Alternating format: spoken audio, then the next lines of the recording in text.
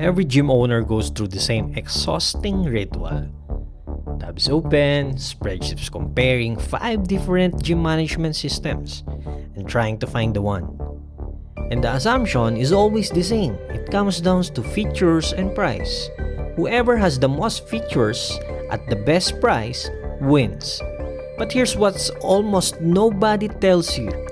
The gyms that actually scale past 6 figures aren't the ones who pick the cheapest software with the longest feature list. They're the one who pick the system built to run their business for them, not just track it. Hey gym owners, check this out. Pangatlo na ata kayo or pang-apat eh.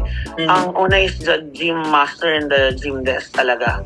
And then there are one local, nakalimutan ko yung name kasi pero it's a super basic system. That's why hindi ako naging interest. Actually kasi kayo yung huli na.